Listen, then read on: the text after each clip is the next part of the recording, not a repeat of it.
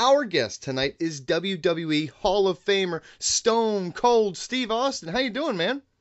Man, I'm doing good over here. Appreciate you guys having me on. Oh, no problem. We're very honored to have you. Well, we're here. You're on because of the Steve Austin's Broken Skull Challenge. You're entering the 5th season. We're in the midst of it. We're in the shit, as the people would say. Last year, you guys averaged more than 4 million weekly viewers. This show is blowing up. For the people who out there who haven't seen it yet, what can fans expect this year when tuning in? Man, it's just badass, competition, and it's very simple, but it's very basic, and it's very strenuous. It's very hard in a tough environment. Basically, we film this on top of a mountain in a desert right outside of Los Angeles. Everything we're using, from boulders to barrels to logs, there's no scientific nothing out there. It's bracket-style competition. 8 athletes come each week. Through 3 rounds of competition, you either win or you lose. And if you win, you go on. If you lose, you go home. At the end of the day, out of 8 competitors, 1 will be left standing. That competitor will come back the next day and run my obstacle course. It is called the Skull Buster. It's a half-mile course with 10 obstacles standing in your way. If you can beat a benchmark time, you'll get $10,000 and remain there until someone can dethrone you. It is very simple formula to understand. If you've never seen it before, you can tune in and understand exactly what is going down. And what is going down is extreme, hardcore, physical competition. And there ain't no reality. The only reality out there is you're going to win, you're going to lose. It is a challenge show. You've already enjoyed a lot of success with the Broken Skull Challenge over the years, but what do you feel sets the latest season apart from some of the previous ones and makes it a unique experience for the viewers? Man, I tell you, we had a lot of the athletes. They were studying all of the obstacles that were thrown at them. They were studying the Skull Buster. Hell, they were setting up their own courses and trying to, basically dial in to compete on my course. So this year we changed everything up. In my opinion, the Skull Buster, the obstacle course portion, is more strength-based. So, man, you're required to do some heavy-duty work while you're running at full capacity. So that has changed. The challenges are a little bit more physical. Some of the old ones are still there because they're so iconic, but the athletes bring it to another level this year. And we're right now, as we speak, or when this interview drops, we're about halfway through the season. Just stay tuned, because the shit's about to hit the fan here. It really ramps up from here on out. And this is the toughest season we've ever done. There's 13 episodes, and I think it's the toughest. Quite frankly, I think it's the toughest show on television. I'm biased, yes, but that is the truth. Well, you mentioned the show again, Steve Austin's Broken Skull Challenge, and the fan base is incredible. A lot of people are tuning into this. They absolutely love what you're doing. Did you expect this show to take off the way it did? And how many more seasons do you think you have it in you to do this? Man, I love doing the show because I love being in the outdoors. I love competition, and I love to be able to help motivate people to push their bodies and their minds to the absolute limit. So I'm never bored out there. I'm having a great time. And, I'm not trash talking. I'm not out there cutting promos like I did in the wrestling business. I'm trying to motivate some of the best athletes in the United States of America. There's a big difference there. So it's fun. It's fun being around such driven people that are going to push themselves so hard. And I was hoping, in anything you do, you want to have some confidence. You want to believe in yourself. But at the end of the day, it's up to the people whether they watch and is the product good enough. So far it has been. And I'd love to keep doing this for as long as we can. And so as long as we can keep making this thing challenging for the athletes so that they want to come out and get their challenges met and see how tough they actually are, and the people are still interested in the show, hey, man, I'd love to keep doing it for a long time. It obviously takes an incredible athlete to be able to conquer the Broken Skull Challenge. From your perspective, though, as the host of the show and also as a WWE Hall of Famer, how do the top Broken Skull Challenge competitors compare to WWE superstars in terms of their athleticism? Man, in many ways, the athleticism is because these people are training specifically for these tasks that I'm asking them to do, whether they're coming out of the world of CrossFit or they're coming from Spartan race or obstacle course racing, they're training specifically for these type of events, and we'll shake them up and they never know what we're throwing at them. But hey, man, the guys and gals in the squared circle these days, I'll speak about WWE because that's where I spent the bulk of my time, and that's where I'm from, and that's where I'm still at basically with. Man, those athletes there are off the charts, from the generation that I came up. So they're outstanding athletes in their own right. They're extremely tough athletes in their own right, living that road schedule, getting in that ring every single night, pushing their bodies to the limit in the ring and then at the gym to stay in tune with what they need to do. So, they're not training to come out there and do what I do, but if you put the athletes from Broken Skull out there into a squared circle and say, hey, have a match, they wouldn't be able to do it. So athleticism, I would say, is equal, but both parties are training for uniquely and specifically different endeavors. Well, changing gears here a bit to the Steve Austin Show on Podcast One, you have to watch a lot of the WWE product as much as you can doing all the other projects you have going on. And I'm sorry for that because there's a lot of WWE to consume these days. We can sympathize. It's rough. It gets rough sometimes. But who are some of the superstars that get stone cold excited when they show up on your TV? Oh, man, you know what?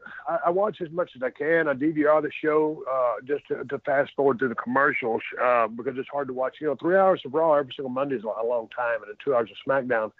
But because I am still involved, with the business, I try to watch as much as I can. Brock Lesnar is just an absolute beast, and I enjoy watching him. I enjoy seeing what AJ Styles is up to next and waiting to see, Finn Balor continue to find his way, to see what they're going to end up doing with Shinsuke Nakamura and give him a green light push from that great background that he brings from New Japan Pro Wrestling.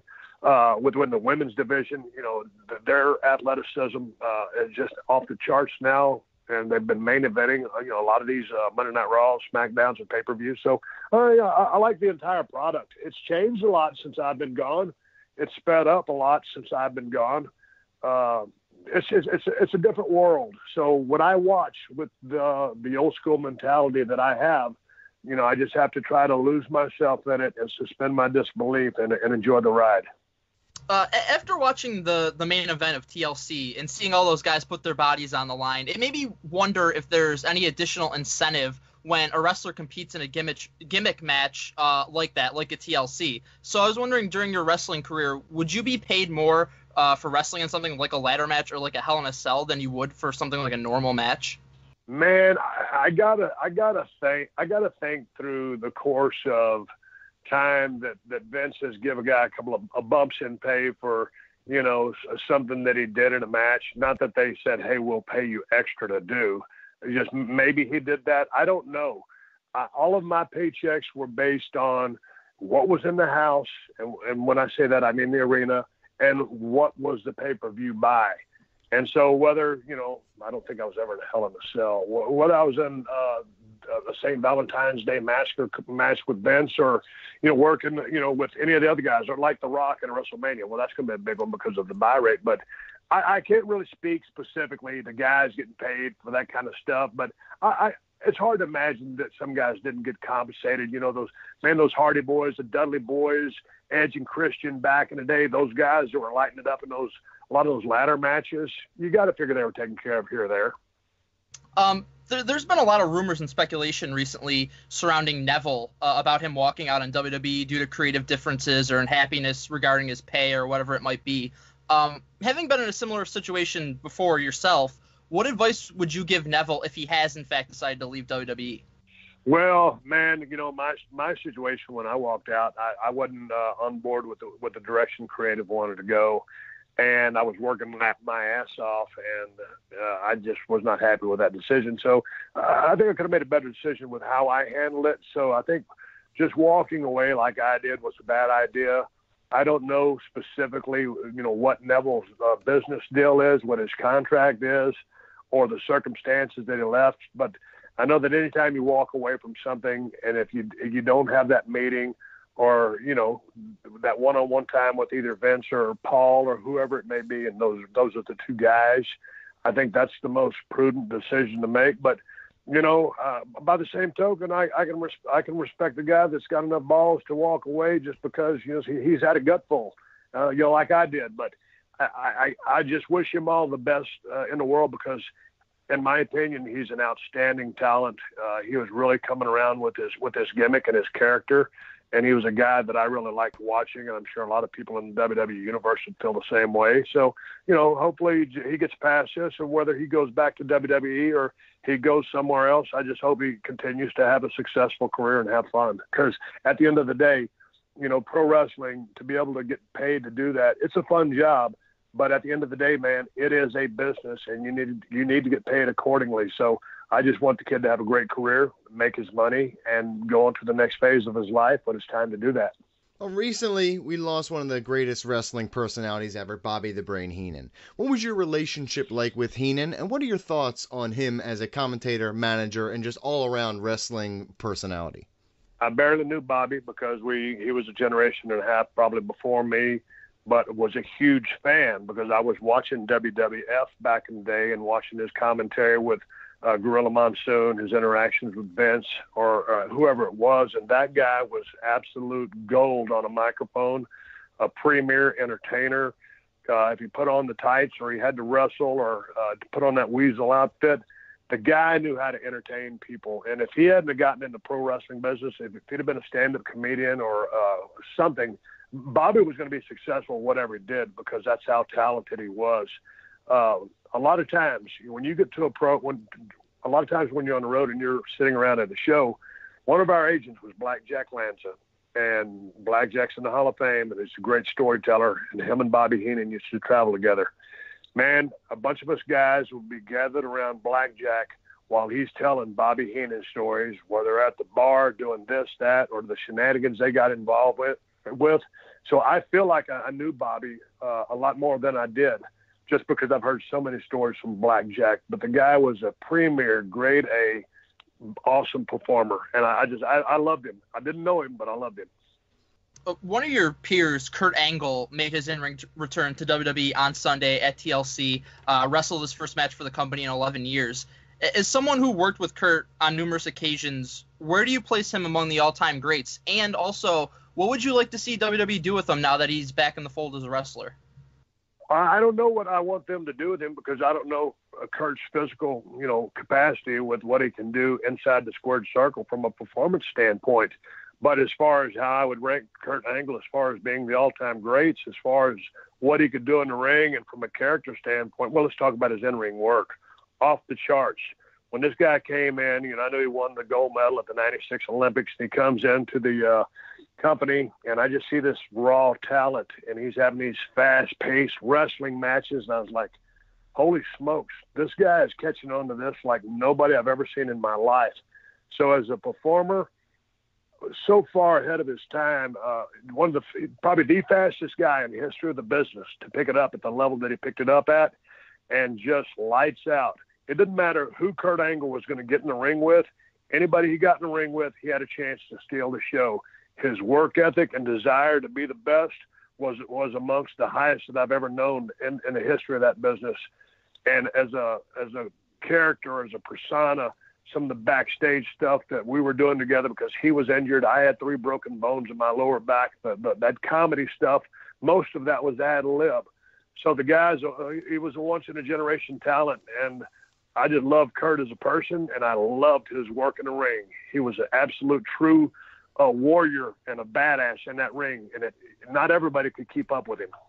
Well, final question here. You've been adamant that you will not return to in-ring competition, but when you see guys like Kurt Angle, Shane McMahon, others making an impact on the product today, do you ever get that itch? Do you ever get that feeling like you maybe would want? We just talked to Mick Foley, and he says he still gets that itch. He says he would never do it, but he still says he gets that itch. Do you still have that fire in your belly? No, man, I got a fire in my belly for the business because I love pro wrestling. They call it sports entertainment, whatever. No, I have zero desire to even try to get back in the ring.